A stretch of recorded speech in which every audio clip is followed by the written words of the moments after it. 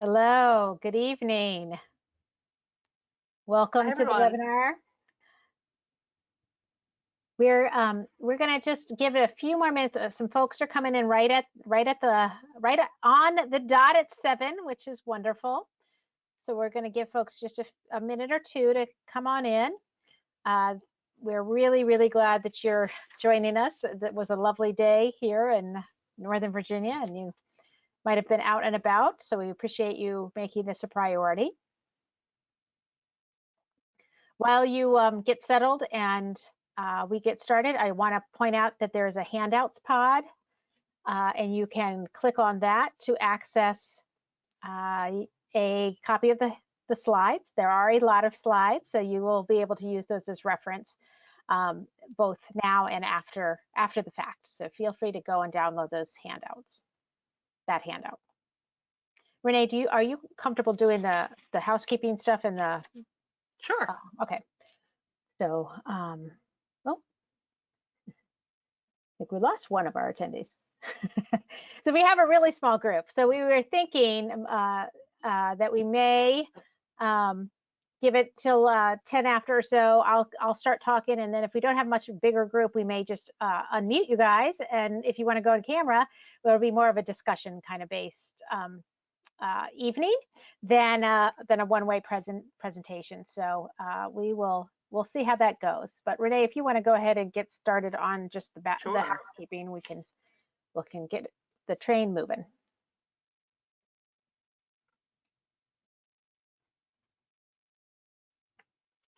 So, hi, everybody. I know most of you are probably familiar with Zoom and some other things, but if GoTo is new to you, here are some helpful hints.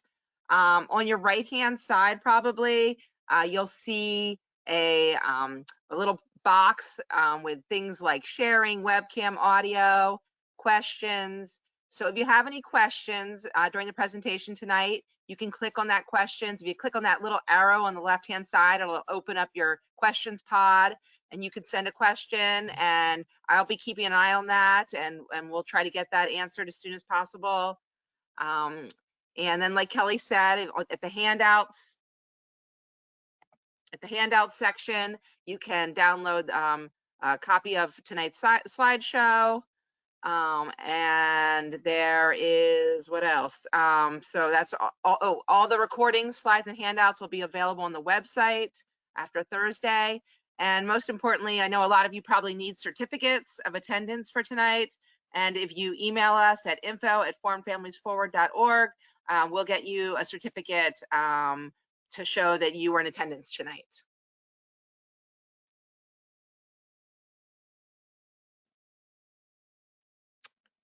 So we are a family-led resource group here in Northern Virginia. We work primarily with foster, adoptive, and kinship families who have kids with special needs. And we offer free trainings like you are at tonight. And we have two more in this series the next 2 Tuesday nights. So we hope you can get registered and tune in for those as well. We also have events. We have our big event that's coming up this spring forward. You can find that on our website and register for that. Lots of fun for the kids and great sessions for the adults to attend.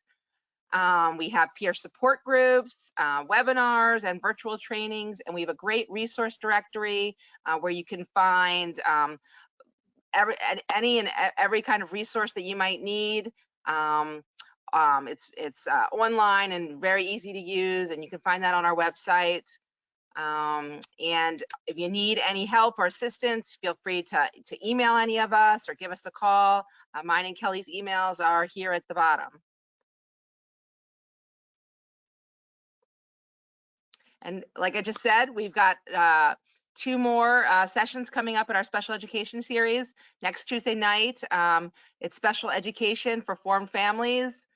So just some helpful hints and tips for those of us with adoptive or foster kids, or who are raising grandkids or other family members.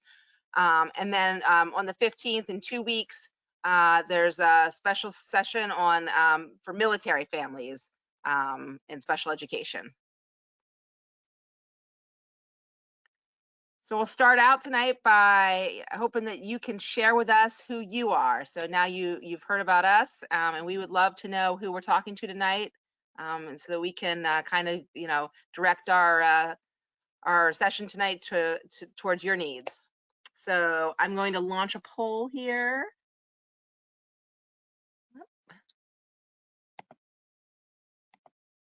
And if you can just pick whether you're an adoptive parent, a kinship caregiver, foster or resource parent, a professional, or a birth parent.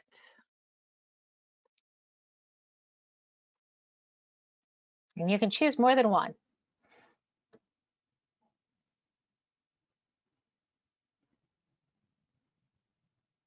If none of those fit, you are welcome to chat into the questions box.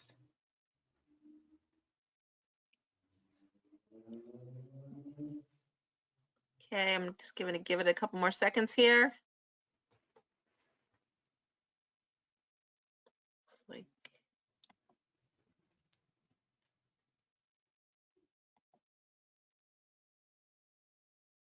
all right, so it looks like we have mainly professionals here tonight.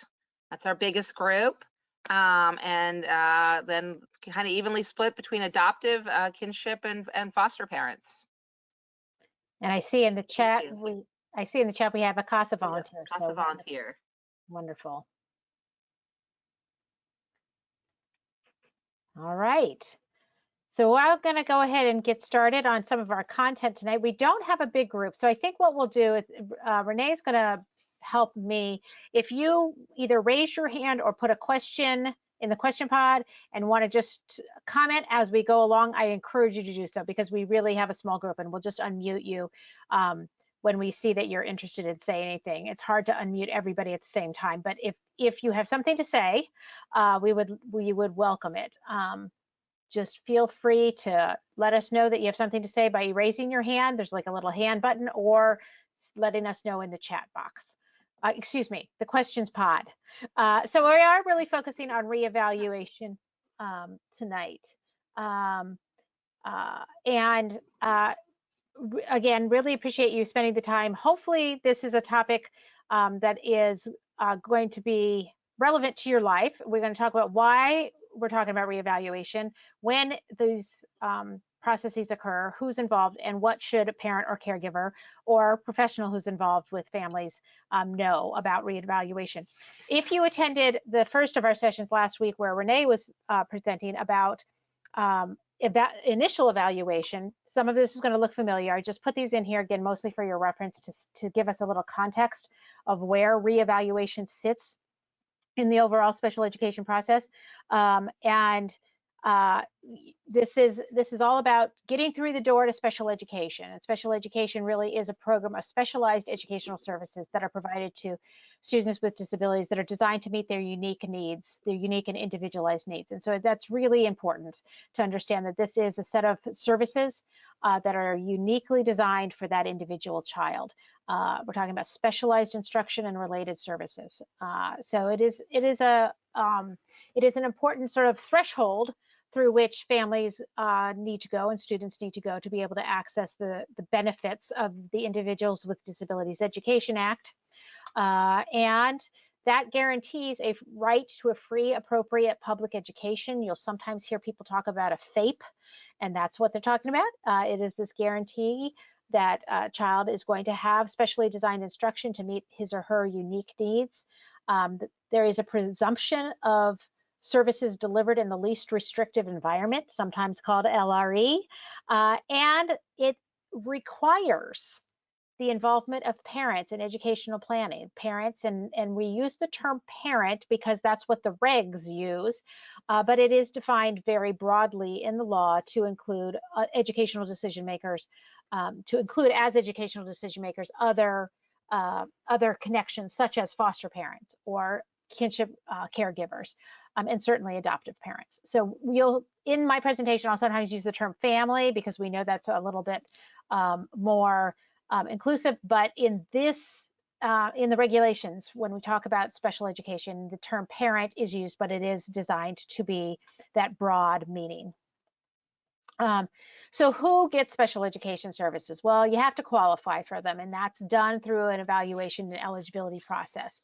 You must meet one of the federal categories, and we'll talk about those in a moment. And you must demonstrate the need for special education related services. So has to be a value added to the expectation that you will get something out of special education if offered. So last week, if you joined us, you heard Renee talk about the special education cycle, and we focused a lot on the first three boxes there on the right: referral, evaluation, and eligibility. And then the process continues along: development of an IEP, instruction and monitoring, and an annual review, at least annually, of that IEP. And then I put the star here because this is sort of where reevaluation fits, that periodically there has to be some examination of whether that child continues to need this FAPE, this free appropriate public education, this special education. And that's what we're really going to be drilling down on today. So again, if you were here last week and heard Renee talk a little bit about initial evaluation, she talks about what's in those blue boxes to the right.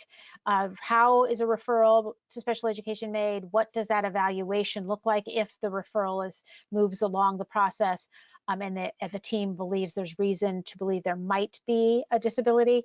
What does that evaluation process look like? And then that evaluation process culminates in the determination of eligibility or not of a child having a disability. And this is some of the basics that, again, Renee covered last week in terms of that evaluation eligibility process. Again, no cost to the family, free. Parents and caregivers are team members. Evaluations must be completed. Again, initial evaluations need to be completed within 65 calendar days. And families, once they have their child has gone through the evaluation, needs to have the written report in advance of the eligibility meeting. So Renee, I'm just going to pause because I can't see everything that you're seeing. Any questions or any reason to pause to let folks have their say?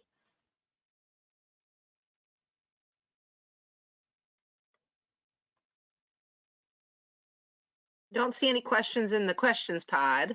Okay. Don't hesitate to put anything in there if you have something that you want to share. Again, we don't have a big group, so we invite your participation. Otherwise, I'm going to just keep plowing along.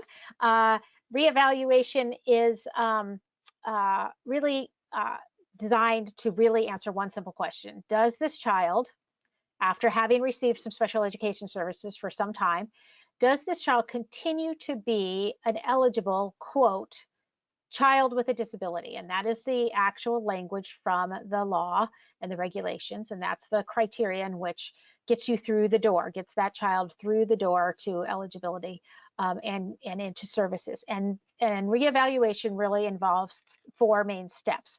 Some of these steps are very similar to what was described in initial evaluation, but some are different. And that's really the point of this evening's topic. So those main steps are reviewing existing evaluation data, then determining what data, if any, are needed to move on from there, then the collection of the data, and then the team determines new or continued eligibility. So why are we reevaluating? Why is there such a thing in the regulations and the law that periodically there has to be a re-examination of this individual? And so really there's three times that we want to do this. First, if the school determines that there is a need, that the child's educational or related services needs, including improved academic achievement and functional performance, warrants a reevaluation. So maybe something is up, that the child may not be progressing, or the child is exhibiting signs of other needs, maybe other types of disability conditions. And it's really important that the school get at that so that they can make better decisions collectively with the family for this child. So that's one reason. And when you would want to do that, the school decides it's time. The parent or a family member or a teacher can request a reevaluation. And then finally, this has to happen at least every 3 years. We used to call these, instead of reevaluations, we used to call them triennials because it would happen like clockwork. When I became a special ed teacher long, long ago, it was like clockwork. Every 3 years, you conducted a reevaluation. When the law was reauthorized last in 2004, it changed things a bit, and they made it a little less clear, less narrow, that full evaluation had to happen every 3 years. So it has to something has to happen at least every 3 years. But notice the rest of that sentence on number 3, unless the parent and school agree that reevaluation is unnecessary. And this is probably a really important point as we think about advocating for our children, that you may be asked as a parent or caregiver to waive that need for a reevaluation, reevaluation data collection. And so I want you to be aware that you may be asked to do that and not realize necessarily immediately what you're signing to consent to, that you are allowing the school to not reconduct an evaluation. So it's important to realize that if that opportunity comes your way, that you understand exactly what you're agreeing to or not agreeing to. The other piece of this is at least once every 3 years, but not more frequently than once a year. So it cannot generally, a reevaluation cannot occur more than once a year, unless there's good reason to the family and school agree otherwise. So if a family requests a reevaluation within that 3-year window, perhaps more frequently, and the school disagrees with that request for another reevaluation, within that intervening window, the school must give the family prior written notice, and that's a really important tool. I'm just going to make sure we don't have anything. Oh, okay. Renee, do we have a question? Sorry, I had myself muted. So we have a question about 504s, if 504 qualifies like an IEP. Yeah, oh, sorry, my light goes off if I if I don't move around my office. So yes, that's a really good question. And all of this reevaluation talk is about IDA, special education. There is a different process for qualifying for a 504 plan or an accommodations plan. And we will talk a lot more about that next week when we talk about making special education work for your child in foster adoptive kinship care. It is a different process. In 504, there does have to be a periodic checking about eligibility, but it is nowhere near this formalized process that we're describing. So Tracy, I hope that answers you. There does need to be a check. There needs to be some sort of ongoing iterative process to make sure that that child, that student still qualifies for a 504 accommodation plan. It is almost always yes, because typically the conditions that would be an impairment under the 504 protections, that's not going to change. Typically significantly. So usually it is, yes, they continue to be eligible for those 504 accommodations, but it does not require the deep level of assessment and evaluation that we're talking about here. So we have another poll to get us a little bit of idea whether this is a child. I know we have some CASAs and professionals, so think about this. If you don't have a child of your own that this applies to, talk about children that you work with, and you can, I believe, check all that apply.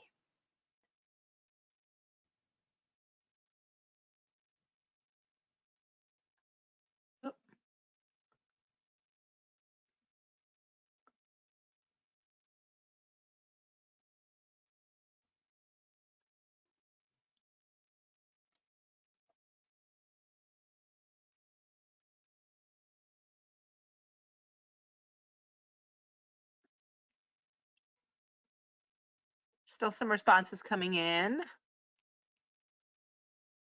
Give it like another 10 seconds.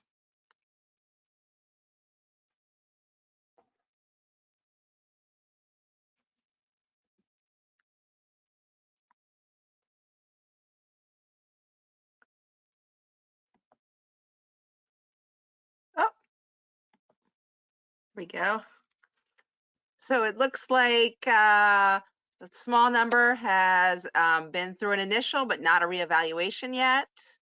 And a small number where the child was reevaluated and found eligible for a different category. And then we had some child was reevaluated and kept at the same category. And then we have some lucky folks who haven't had the experience with the initial or reevaluation yet. All right. Thank you for that. Okay. Thanks for participating in that. Oops, am I not sharing? Let's see. There we go. Am I sharing screen? Yes. Okay, perfect. So yeah, it sounds like no one had that unfortunate experience of being reevaluated and not found eligible if that was something that you felt strongly about. So that's good that that has not been your experience. Interesting that we have somebody who was eligible for a different category. So we hope that you might be willing to share that experience a little bit later. And then reevaluate the same category is probably the most common experience in reevaluation. So we'll talk a little bit about how you get there. Just want to make mention of the timelines. It is important to know those timelines and sort of keep them in the back of their minds. Generally, schools are pretty good about keeping on track because it is a point of compliance. So they tend to be aware of those timelines, but you do need to be careful with timelines about the difference between business days and calendar days and know which time frame. I don't know why they couldn't just adopt one or the other, but the regulations are very mixed. Some are calendar and some are business days. And you'll note that phrase in that first bullet when we talked about at least every 3 years. It's not that you begin the process at the end of the 3 years. You begin the process in time for that process to be completed by the 3rd anniversary of the date of last eligibility. So that's really important. So they should be basically initiating about 2.5 years at the latest from when that last evaluation was. So 65 business days from the receipt of the referral. So if, again, the parent says, I really feel a year into the process that we need more information because X, Y, and Z has happened, or I'm seeing X, Y, or Z with little Billy, then they have 65 business days to complete that. And again, that timeline of 65 days can be extended, but families need to agree with that decision. And you will be asked to sign something typically for that. Who participates? Same team as the initial eligibility and initial evaluation. And that's the IEP team and other qualified professionals as appropriate. So we're getting back to our 4 steps. The first step is reviewing existing evaluation data. And that means anything provided by the family. And that's really important, that you have a right as a family member to insert data, insert information into the record and have that team evaluate that. They don't need to necessarily agree with it, but it is important that they consider it. It has to be considered equally with other data that the school may provide. In addition to those sort of private evaluations or independently collected information or reported information from the family, current classroom-based, local and state assessments, and classroom-based observations. So things like SOL scores in the state of Virginia, we would want to look at. And then observations by teachers and related services providers. So usually when the team comes together to initiate the reevaluation process, there's already a collection of information that the school has gathered, work samples, observations, test scores. And again, this is an opportunity for families to contribute their input and any findings they had collected separately. I want to make a note that the review of data can happen without a meeting. So you do not need to be sitting down or zooming in to have a review of the existing data. I want you to note the word may in the first bullet, M-A-Y. They may conduct the review without a meeting. It is important that the family be part of that decision making.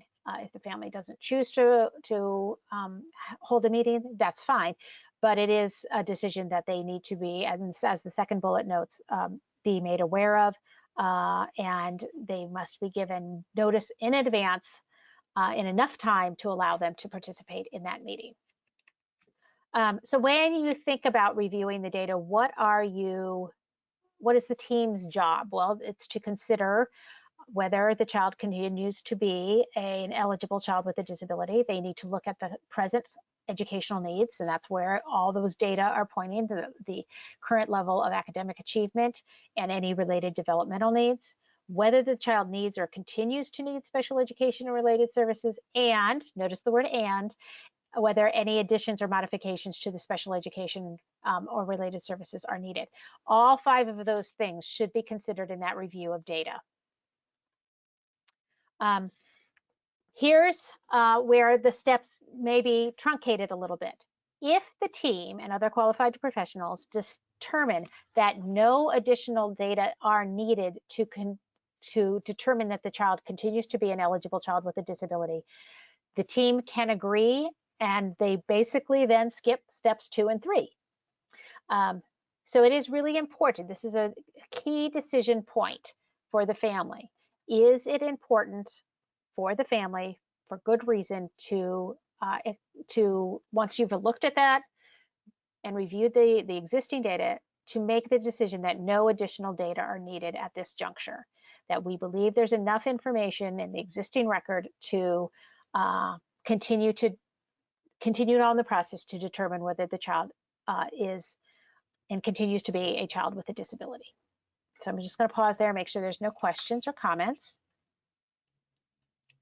In other words, I want to say this is an option, and you may have been in a situation where you were essentially part of a decision saying, yeah, we don't need, there's nothing new to be collected. We have everything. We believe that this child continues to be a child with a learning disability or a child with an intellectual disability.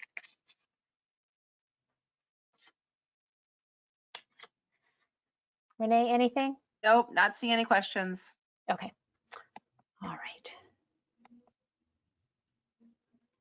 So we'll move on to step 2. So we assume that the team decides that yes, some additional information is necessary. We reviewed the current record, and we are going to continue on and look at what additional data might be necessary. And again, these next couple slides were from Renee's session last week, so this should not be new to you if you were had joined us. These are areas of evaluation. This does not mean that every area of evaluation has to be collected. The team decides what areas specifically the child needs to be evaluated in. So the educational assessment, and that's about achievement. Where is the child achieving across the different subject areas and domains? Psychological assessment, we're talking about psychological testing, cognitive testing. And usually a school psychologist is collecting this information, and it's a very carefully normed test. It is usually an individualized test. And in addition to the test of general ability, there may be other areas of social, emotional, behavioral functioning, adaptive functioning. It may involve interviews, it may involve observations. Lots of things can go into that psychological assessment. And then there are other areas listed in the regulations. Not all of these have to, of course, be evaluated. That would be what the team decides. And these are other areas that you may be familiar with or will be familiar with as they collect that data. Again, not dissimilar from that initial evaluation, but at this point in a reevaluation process, you might decide other evaluation tools are necessary. Consent. So we talked last week about the importance of consent for that initial evaluation. And it is important that in the reevaluation process, that consent is also acquired. And they will, again, the school will send you information, provide information, reach out by phone to get that consent. However, if the school can demonstrate that it's taken reasonable measures to obtain consent, and the family failed to respond, the school can proceed with the reevaluation. So that's really important to know. So I know it's sometimes hard to pay attention to every piece of paper that's coming your way, but that reevaluation consent is going to be really important so that you are definitely part of that process. And they have to document reasonable methods.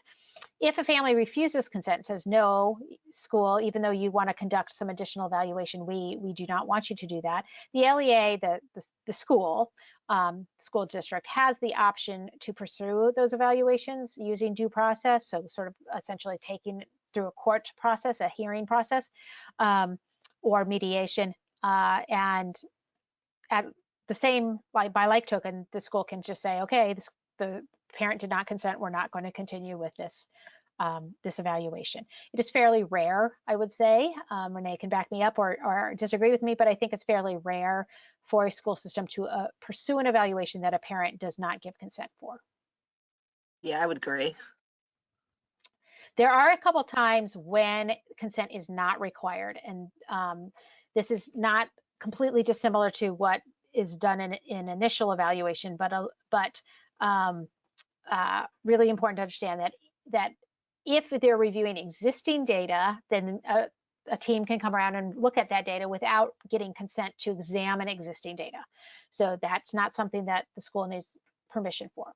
If a teacher or related service provider, so an OT, a speech pathologist, someone like that, is making observations in the classroom, that is not something that a school needs consent for. And similarly, they do not need consent if they are administering a test or other evaluation tool that is administered to all other children. So it's not an individualized, not a targeted evaluation, but something that all children get. So SOLs, they don't need your consent to give an SOL.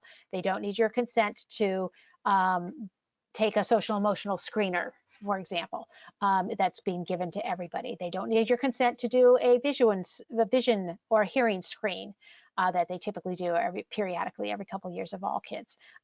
So those are things that don't require specific consent. We're moving on to step 3. And that's where we're collecting the data. And again, very similar to what you heard of in initial evaluation, there are a lot of protections and procedures that need to be honored when they collect data. A variety of assessment tools must be used. The assessment must be given in the child's native language. And I want you to notice what I put there in the quotes in that second bullet. Because I think this is, and we'll talk a little bit more about this, I think, in the next week when we talk about things that formed families might, foster, adoptive, and kinship families might really need to know. It's in the form most likely to yield accurate information on what the child knows and can do academically, developmentally, and functionally, unless it is clearly not feasible to do so. So we're talking, particularly with our foster, adoptive, and kinship families, there may be reasons that certain assessments are more appropriate. A trauma-informed assessment approach might be more appropriate for kiddos in care because of their history. So it is really important that families understand the nature of the assessments that the child is being given, and be really clear about whether those assessments are going to likely yield accurate information. We're not talking about great information. We're not talking about the 100% information. We're talking about an accurate reflection of that child's functioning academically, developmentally. So it's really important that you understand the nature of those tools. It cannot be discriminatory on a racial or cultural basis. The tools have to be used for a valid and reliable purpose, and that trained and knowledgeable personnel must be delivering or administering those assessments. That's why we have a school psychologist always involved in delivering or administering the individualized ability test, cognitive ability test. Any questions so far? Yes, we had a question here. Let's see. Is there a data protocol checklist in Virginia to hold data review? So there's not a statewide one. No, your division may have, and typically when you give consent, when you have that initial meeting, you're reviewing existing data and you're making a decision as a team about what additional data might be collected at this juncture. Usually there is some type of list. and it's sort of a check off, like you're going to, the team decides that yes, indeed, an individual cognitive ability test is important at this point, or full psychological is important, or full academic achievement in math is important, and they may actually name those assessments that they plan to give, but there's not a statewide master list, because divisions, tend to choose may choose different tools. There may be tools that are more commonly used in certain divisions. That doesn't mean that they can't go off that list, but that they tend to have a sort of form to start with. I hope that answers that question. And then also, how to request the data review because discrepancy of data in cumulative records that overrepresent students' disability and compliance breach practiced over the years. Not sure. So is that person maybe willing to be unmuted? Is that Z? Do you want to unmute? I think you have to click your microphone button, Z.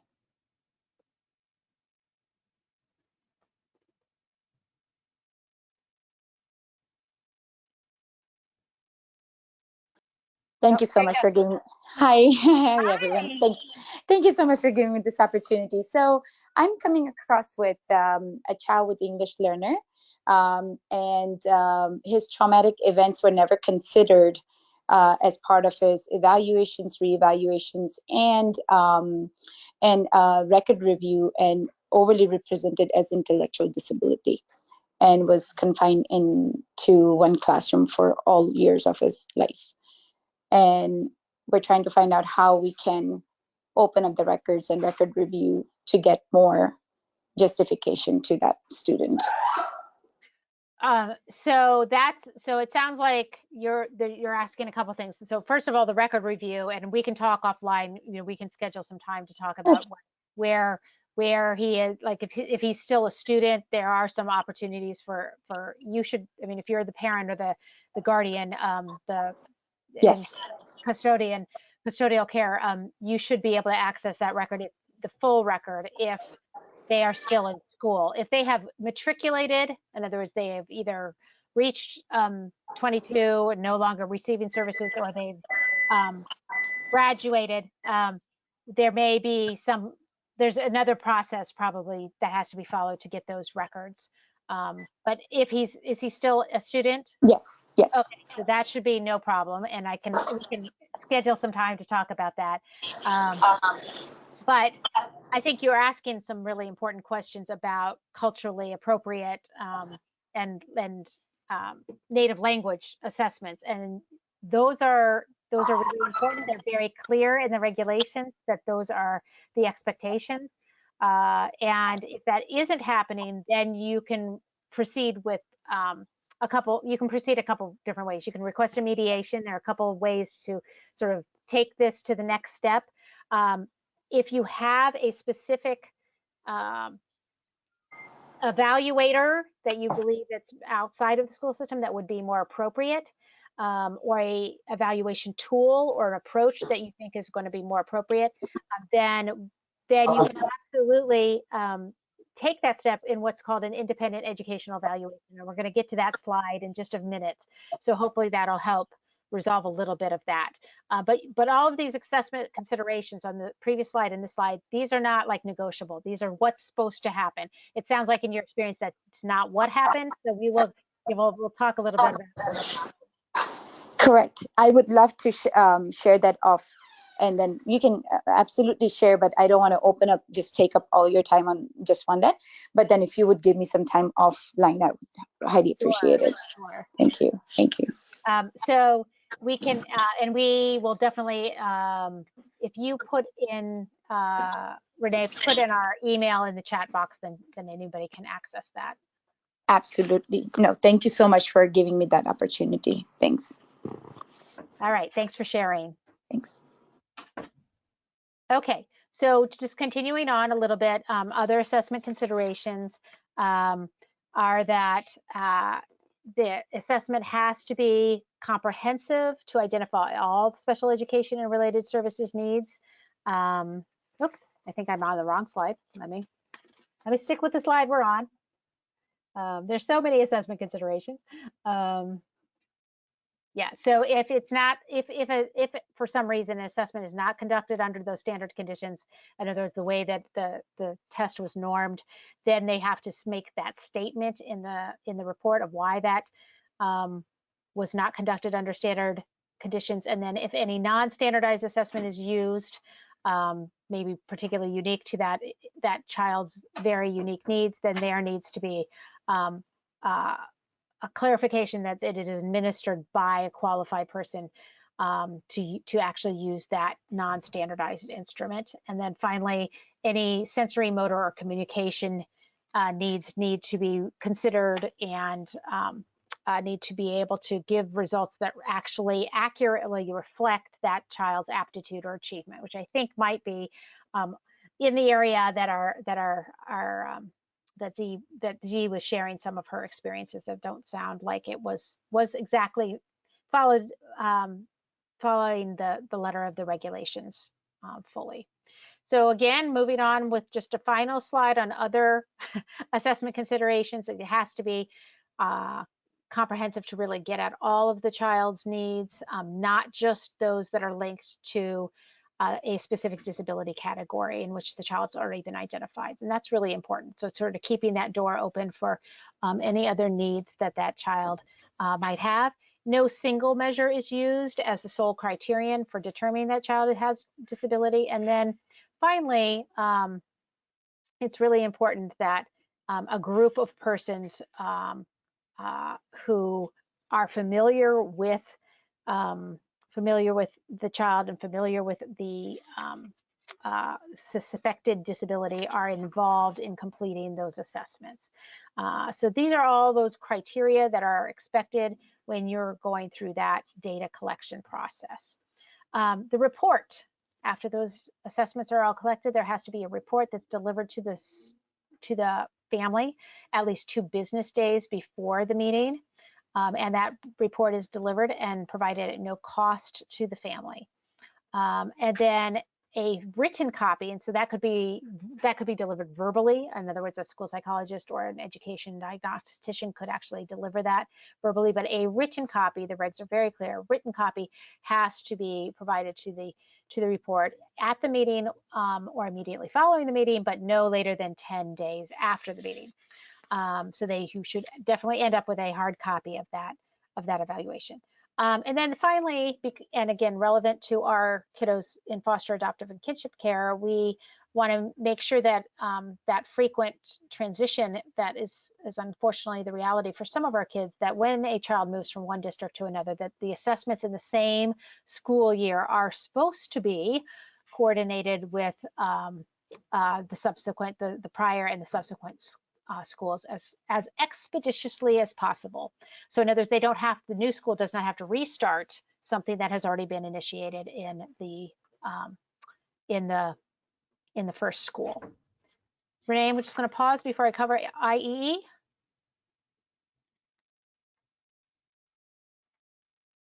Don't see anything here. Okay, thank you for putting my email in the chat box. So anybody who does want to do a follow-up, we're more than happy to do that. Finally, as I mentioned to Z's, with response to Z's question, if you disagree with a test during the evaluation, then you have a right to request an independent educational evaluation. This is found in the procedural safeguards notice, but it's not often discussed really openly. So it is important for families to know about this. And that is where you can go outside of the school system, perhaps to someone more suited to conduct the evaluation given your individual's special needs, and the school system pays for that independent educational evaluation. They can disagree with the need or your assessment that their assessment was not done correctly or comprehensive. It's fairly rare that a school system, at least in here in Northern Virginia, would at least within a reasonable amount of time debate or dispute the need for that independent educational evaluation. It does extend the timeline because obviously the eligibility determination cannot be made until all of the evaluation information is collected and reviewed. But generally, it is an important right for families to know and exercise if they're not satisfied or disagree with the evaluation that the school provided. And then step 4, our final step, is determining that continued or new eligibility. And this is the same process as an initial evaluation. So again, go back to that cycle of eligibility. And we know that there are a number of categories. These are the specific ones listed under IDEA and that are found in the Virginia Virginia Regulations, Department of Education Regulations. And again, the child could continue to be eligible under the identification category he or she was found to be eligible prior, or there may be additional or instead of. So they may find that that child is no longer eligible for one category, but eligible for a new one, or they may just add a new category. I do want to make a mention. Yeah. Kelly, we have a question about IEEs. It says, will the school pay for an IEE if the parent is challenging the basis for eligibility, i.e. in denial about the child's needs?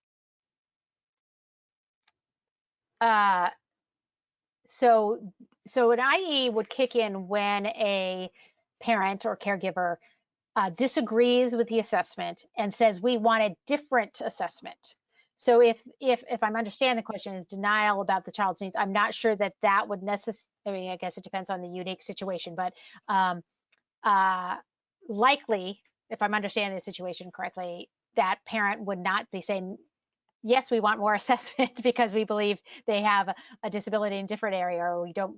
So yes, potentially, but likely not given the situation you're describing.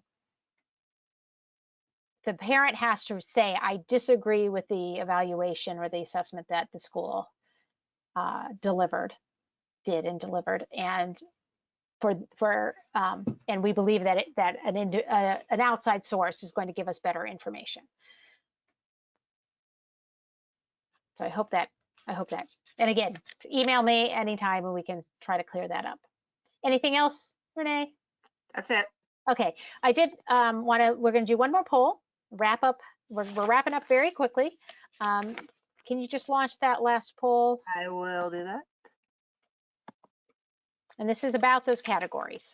If you've been involved with, or you are raised a child or are raising a child, can you just give us a sense of what disability categories have been at play have been used for your child?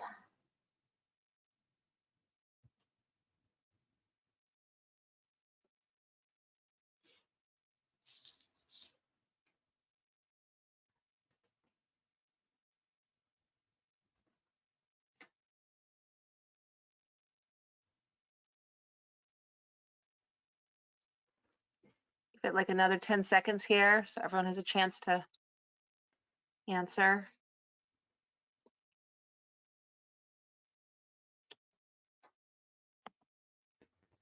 Oh, there we go. It looks like we've got a handful of developmental delays. And then some autism or intellectual disabilities and some emotional disability. Great.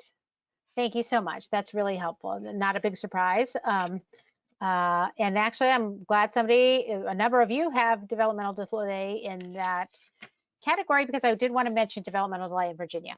And this is where we sometimes hear some concerns from families because of the way Virginia has approached developmental delay. In other states, well, the feds say that a developmental delay can be used at the state's option through the year that the child turns 9. In Virginia, that is not the case. It is only considered a disability category when determining whether a preschool child aged 2 to 6 is a child with a disability. So practically what that means is before or during the school year that the child turns 6, eligibility has to be reconsidered. and another category has to be identified, or the child loses his or her eligibility as a child with a developmental delay. Excuse me, as a child with a disability at all. So it is important as you approach this time frame, and again, in the Northern Virginia districts, that's usually the year that the child is turning 6. So usually kindergarten year, they begin to do an evaluation, collect the data that would help the team determine whether and what other category the child might be eligible for. So I hope that makes sense. So they have to switch by the time that they're 6 to another category, or they discontinue eligibility. That's a tough road, I know. So it's really important to get at what those eligibility categories are. Here's a sample of a worksheet from Arlington, and this is specific to the other health impairment category. And Renee, I don't know if you can put in the chat the link to the Fairfax. Fairfax actually has all of their worksheets. They call them Basis for Committee Decisions, or BCDs. We like our acronyms. And there is a link for all of the different categories worksheets in Fairfax, so that could be helpful to you. They all look somewhat similar district to district, but there is not a state form for these different disability categories. So it is important that the team work through each of these criteria, again, based on the assessment data that's been collected. And I'm just going to keep plowing through. We're going to wrap up.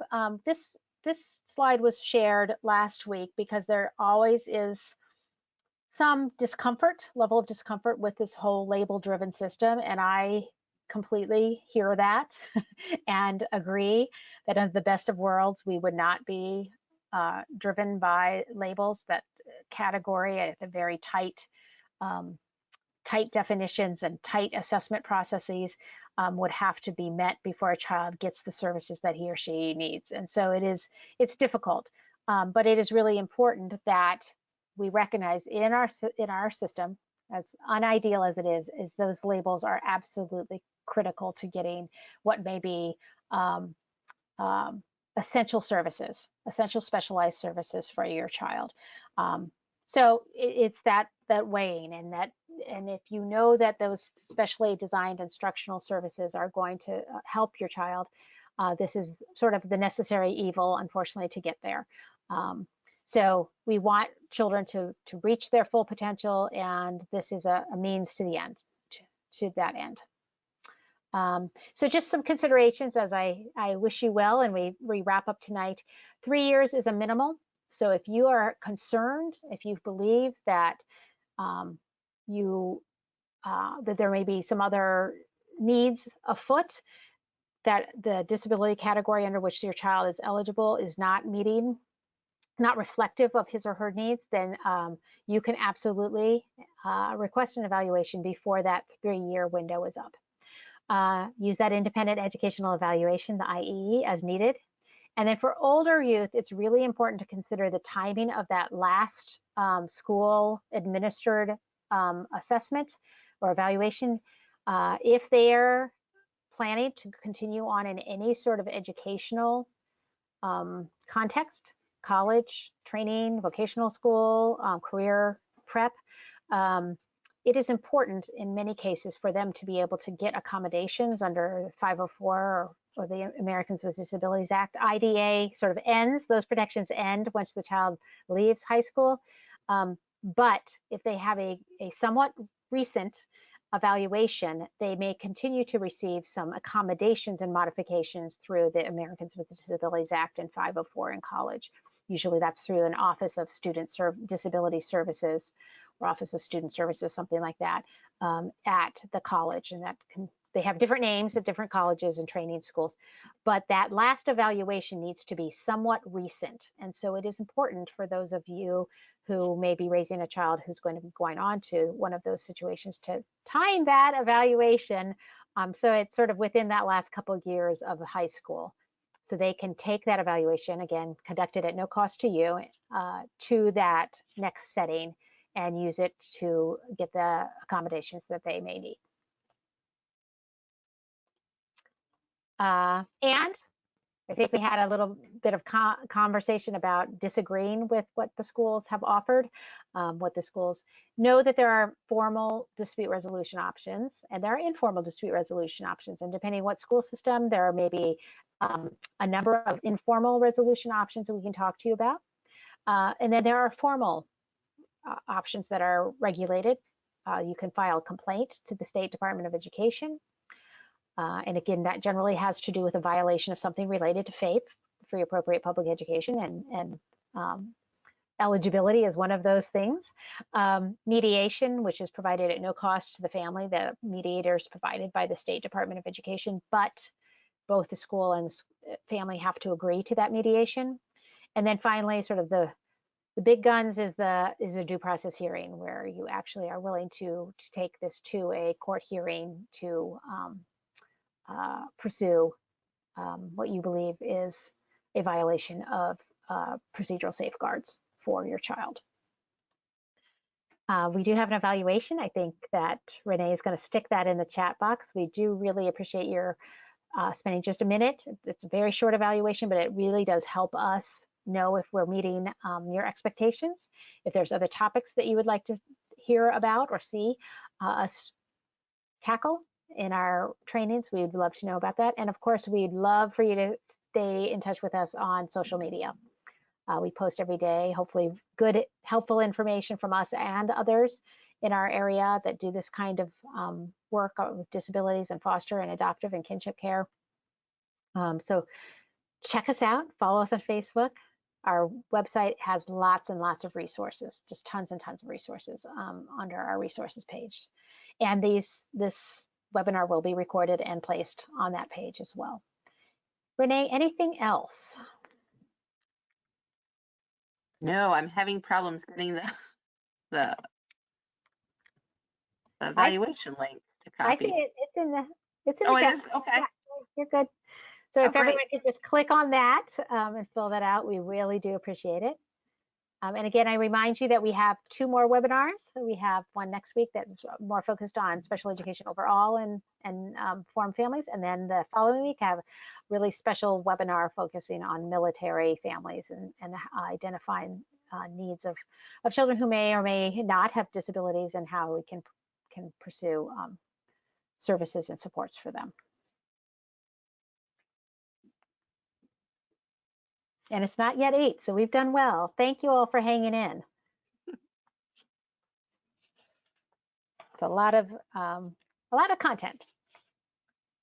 Any last questions? Oh.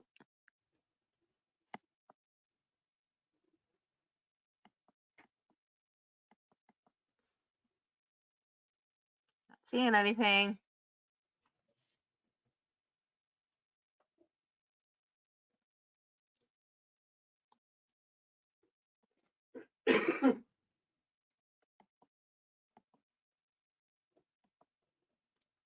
All right.